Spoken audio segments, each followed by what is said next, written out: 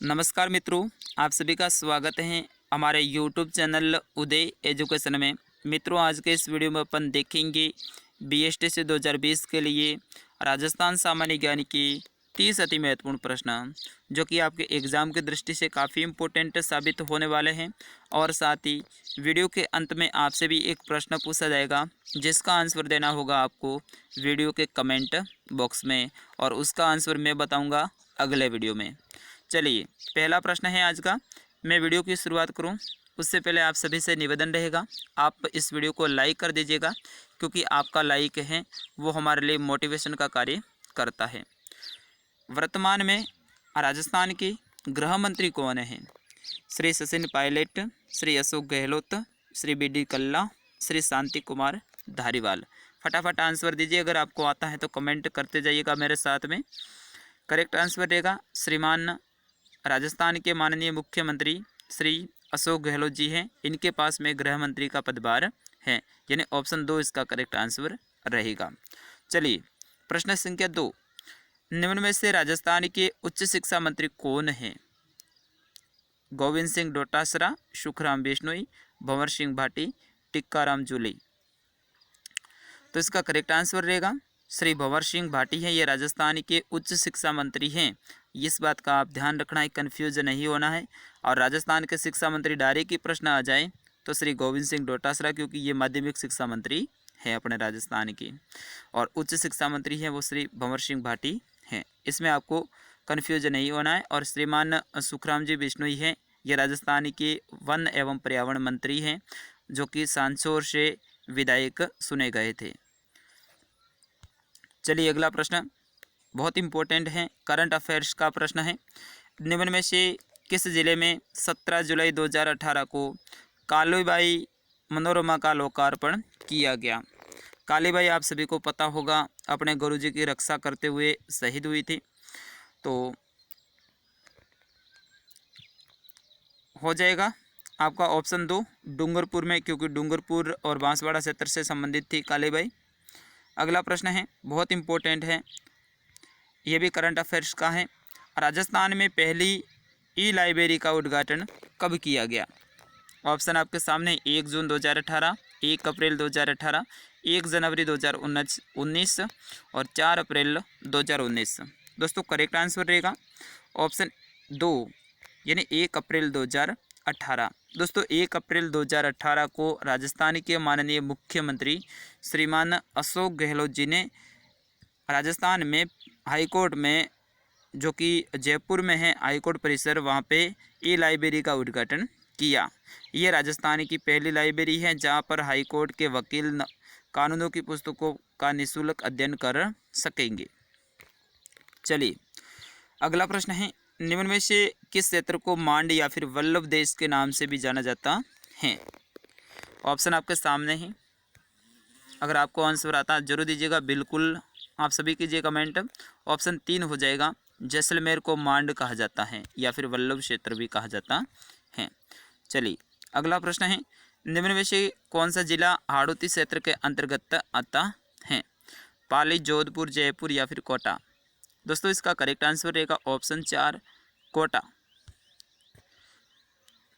अगला प्रश्न है, निम्न में से किस स्थान पर यादव वंश ने राज किया?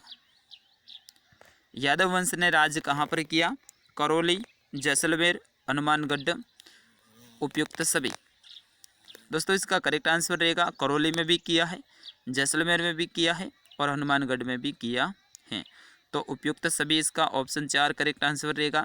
करौली के जो यादव वंश थे, उनकी कुल देवी थी केला देवी, हमने पिछले वीडियो में पढ़ा था। अगला प्रश्न, निम्न में से राजस्थान की एकमात्र मुस्लिम रियासत कौन सी थी? टोंक, सिरोही, गागरोन, जालोर। दोस्तों, राजस्थान की एकमात्र मुस्लिम रियासत टोंक थी। ऑप्शन 1 इसका करेक्ट आंसर रहेगा। और ये राजस्थान के कई सारे कंपटीशन एग्ज़ाम में प्रश्न पूछा जा चुका है, इसलिए ये एग्ज़ाम की दृष्टि से काफ़ी इम्पोर्टेंट हैं। चलिए, अगला प्रश्न देखते हैं। राजस्थान की औद्योगिक नगरी, राजस्थान का कानपुर, वर्तमान नालंदा, राज्य की शैक्षिक नगरी आदि नामों से किस शहर को जाना जाता है, जो कि वर्तमान में काफ़ी चर्चा में है? कोटा, बांसवाड़ा, अजमेर, झालावाड़। दोस्तों करेक्ट आंसर रहेगा कोटा शहर। कोटा शहर को राजस्थान की औद्योगिक नगरी कहा जाता है, राजस्थान का कानपुर कहा जाता है, वर्तमान का नालंदा कहा जाता है और साथ ही राज्य की शैक्षिक नगरी भी कहा जाता है, क्योंकि यहाँ पे शिक्षा के क्षेत्र में काफ़ी अच्छी कोचिंग संस्थाएं भी हैं और पूरे भारत से यहाँ पे स्टूडेंट पढ़ने के लिए आते हैं। आप सभी को पता होगा लॉकडाउन के दौरान अभी यहाँ पे कई सारे स्टूडेंट फंसे हुए थे, तो उनको वापस अपने राज्यों में भेजा जा रहा है। अगला प्रश्न है, निम्न में से किस शहर को ग्रेनाइट शहर कहा जाता है? दोस्तों बहुत इंपॉर्टेंट है। जालौर को कहा जाता है, ऑप्शन 3 जालौर को ग्रेनाइट शहर, जाबालीपुर, जाहुलूर, इस दुर्ग को कहा जाता है सुवर्णगिरी दुर्ग। चलिए, राजस्थान की जलपरी किसे कहा जाता है? दोस्तों बहुत इंपॉर्टेंट आपको मैं बताना चाहूँगा कि राजस्थान के व्यक्तित्व और उनके उपनाम, इनसे संबंधित एक या फिर दो प्रश्न आएंगे आपके एग्जाम में, तो इन सारों को आप देख लीजिएगा, कोई ज़्यादा नहीं है, 40 या फिर 50 के आसपास है। तो राजस्थान की जलपरी किसे कहा जाता है? रीमा दत्ता को कहा जाता है। ऑप्शन 2 इसका करेक्ट आंसर रहेगा। चलिए अगला प्रश्न देखते हैं, राजपूताने का कारण किसे कहा जाता है? बहुत इंपॉर्टेंट है ये भी प्रश्न। गोकुलभाई भट्ट, जमनालाल बजाज, राय सिंह, विजय सिंह पथिक। दोस्तों करेक्ट आंसर देगा ऑप्शन 3 राय सिंह। बिल्कुल, जिसने भी सही आंसर दिया है धन्यवाद। आप वीडियो को लाइक कर दीजिएगा और ज़्यादा से ज़्यादा इस वीडियो को आप शेयर करेंगे। निम्न में से किसका प्राचीन नाम ब्रजनगर था? दोस्तों बहुत इंपॉर्टेंट है ये भी प्रश्न। ब्रजनगर किसका प्राचीन नाम था? झालरापाटन का। ऑप्शन 2 1 इसका करेक्ट आंसर रहेगा। झालरापाटन है दोस्तों, ये झालावाड़ जिले में स्थित हैं। यहाँ से माननीय पूर्व मुख्यमंत्री श्री वसुंधरा राजे जी संबंध रखती हैं, वर्तमान में भी यही से विधायक हैं वे। निम्न में से प्रथम राजस्थान की महिला विधानसभा अध्यक्ष कौन बनी थी? यानी प्रथम व्यक्तित्व, इनसे संबंधित भी प्रश्न आपके एग्जाम में आएगा। तो करेक्ट आंसर रहेगा 14वें का ऑप्शन 2 श्रीमती सुमित्रा सिंह। ये राजस्थान की प्रथम विधानसभा अध्यक्ष बनी थी महिला में, ठीक है ना, महिला में आपको ध्यान रखना है। कौन? श्रीमती सुमित्रा सिंह। अगला प्रश्न, राजस्थान की प्रथम महिला विधायक कौन बनी थी? ये दोनों ही प्रश्न हैं, 3-4 एग्जाम में पूछे जा चुके हैं, तो बहुत इंपॉर्टेंट बन जाता है आपके एग्जाम की दृष्टि से भी। तो 15वें का करेक्ट आंसर रहेगा ऑप्शन 3 यशोदा देवी राजस्थान की प्रथम महिला विधायक बनी थी। ऑप्शन 3 इसका करेक्ट आंसर रहेगा। चलिए देखते हैं अगला प्रश्न, यह भी बहुत इंपॉर्टेंट है। राजस्थान की किस खिलाड़ी को प्रथम राजस्थान खेल रत्न पुरस्कार मिला? दोस्तों बहुत इंपॉर्टेंट है ये प्रश्न कि राजस्थान की किस खिलाड़ी को प्रथम राजस्थान खेल रत्न पुरस्कार मिला। करेक्ट आंसर रहेगा 16वें का ऑप्शन 3 लिम्बाराम। किन से संबंधित हैं? इनके बारे में मैं आगे एक और प्रश्न आया है उसमें पूछूंगा। चलिए, राजस्थान की चौड़ाई जो कि पूर्व से पश्चिम तक का है वो कितनी है, ये आपको बताना है, बहुत इंपॉर्टेंट है। राजस्थान की सीमा रेखा मैंने वीडियो ऑलरेडी बना रखा है, अगर आपने नहीं देखा है तो। 869 किलोमीटर। दोस्तों राजस्थान की चौड़ाई ज़्यादा है और लंबाई कम है।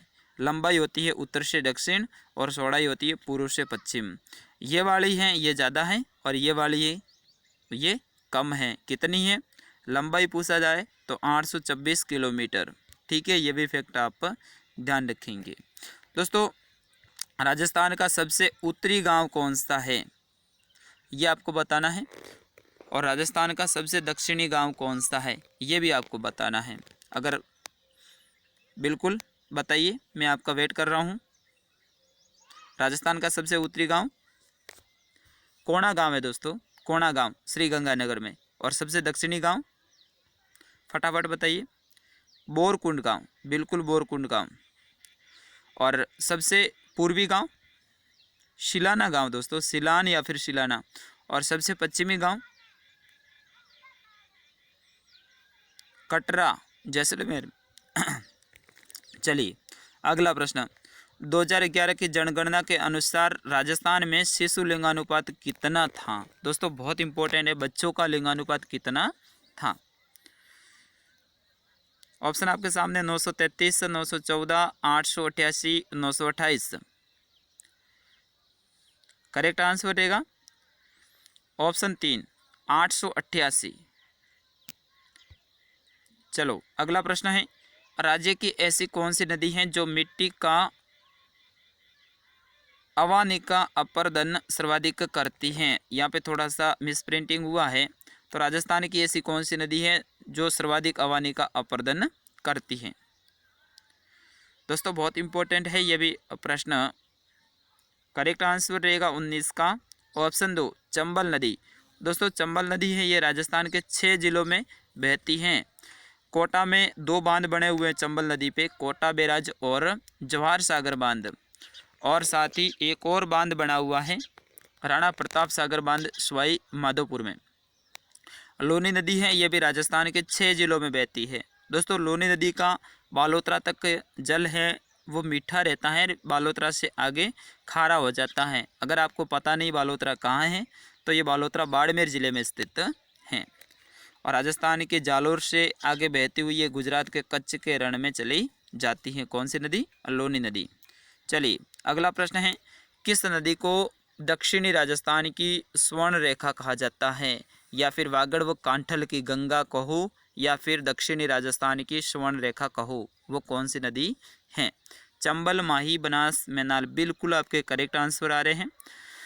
ऑप्शन 2 हो जाएगा माही नदी। डूंगरपुर और बांसवाड़ा में ये बहती है, जो कि कर्क रेखा है, 2 जिलों से होकर गुजरती है, डूंगरपुर और बांसवाड़ा। ये डूंगरपुर है या बांसवाड़ा है, तो ये 26 किलोमीटर कर्क रेखा गुजरती है अपने राजस्थान में। तो ये कर्क रेखा को 2 बार पार करती है। ये दक्षिणी राजस्थान की स्वर्ण रेखा कही जाती है।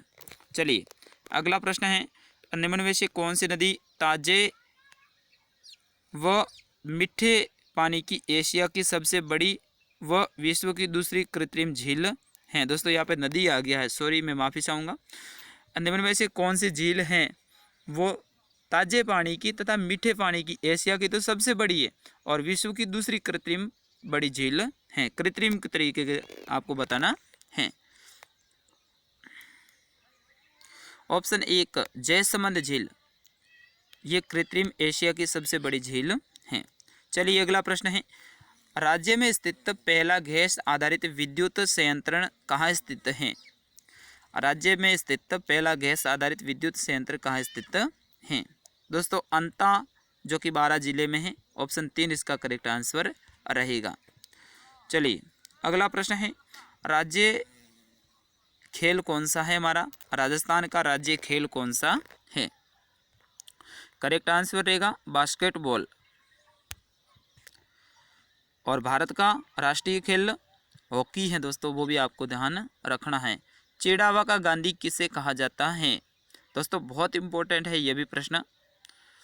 ऑप्शन 3 हो जाएगा मास्टर प्यारेलाल गुप्ता को, बिल्कुल आपका करेक्ट आंसर है। चलिए अगला प्रश्न, थार मरुभूमि में सबसे बड़ा शहर कौन सा है? थार का सबसे बड़ा शहर, जिसको ब्लू सिटी भी कहा जाता है, नीला शहर भी कहा जाता है, जोधपुर। दोस्तों ऑप्शन 4 इसका करेक्ट आंसर रहेगा।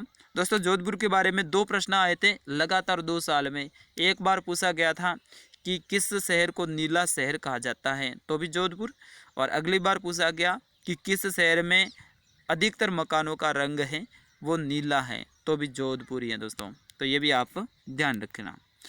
चलिए, और दोस्तों जोधपुर की स्थापना राव जोधा ने की थी, और इनके बड़े पुत्र थे राव बीका, उन्होंने बीकानेर की स्थापना की थी, ये भी आप ध्यान रखेंगे।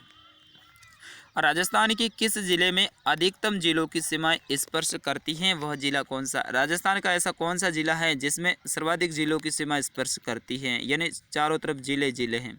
दोस्तों पाली जिला है। ऑप्शन 2 इसका करेक्ट आंसर रहेगा। और पाली जिले से राजस्थान के 8 जिले स्पर्श करते हैं, यानी 8 जिलों की सीमा बनाता है पाली। चलिए, राजस्थान के लिम्बाराम किस खेल से जुड़े हुए हैं, ये आपको बताना है। दोस्तों ये मैंने कहा था ये प्रश्न मैं अलग से पूछूंगा, तो अब बताना है लिम्बाराम किस खेल से संबंधित हैं, और ये भी प्रश्न एग्जाम में बीएसटीसी में आया हुआ है दोस्तों। तीरंदाजी, ऑप्शन 4 इसका करेक्ट आंसर रहेगा। चलिए अगला प्रश्न है, निम्न में से किसे मरुभूमि की कोकिला कहा जाता है? मरुभूमि की कोकिला, जिन्होंने केसरिया बालम आवोनी पधारो मारे देश, जो मांड गायकी में ये राजस्थान का राज्य गीत है, वो सर्वाधिक बार भी गाया है। तो 28 का करेक्ट आंसर रहेगा अल्लाह जिलाई बाई। इन्होंने दोस्तों केसरिया बालम है वो सर्वाधिक बार गाया है अपने राजस्थान में। चलिए अगला प्रश्न है, राजस्थान के एकीकरण के समय मत्स्य संघ की राजधानी कौन सी थी? दोस्तों फटाफट आंसर दीजिए। 29 का मत्स्य संघ की अलवर थी दोस्तों। ऑप्शन 4 इसका करेक्ट आंसर रहेगा। चलिए 30वां प्रश्न, कांतली नदी का उद्गम स्थल कहाँ से है? करेक्ट आंसर रहेगा 30 का ऑप्शन 3 खंडेला, जो कि सीकर जिले में है दोस्तों, वहाँ से कांतली नदी निकलती है। अब दोस्तों ये प्रश्न है ये आपके लिए है, इसका आंसर मैं दूंगा अगले वीडियो में। आप सभी को देना है इसी वीडियो के कमेंट बॉक्स, फटाफट दीजिएगा। निम्न में से कौन सी झील खारे पानी की झील नहीं है? 3 झील हैं वो खारे पानी की हैं, लेकिन एक झील है वो नहीं है, वो आपको कमेंट में बताना है उसका आंसर। फटाफट आप सभी आंसर कीजिए। इस वीडियो को ज़्यादा से ज़्यादा शेयर कीजिए। वीडियो के बारे में अपनी राय ज़रूर दीजिएगा दोस्तों, और साथ ही वीडियो को लाइक ज़रूर कीजिएगा। मैं मिलता हूँ इसके अगले वीडियो में, तब तक के लिए मुझे आज्ञा दीजिए। जय हिंद, वंदे मातरम।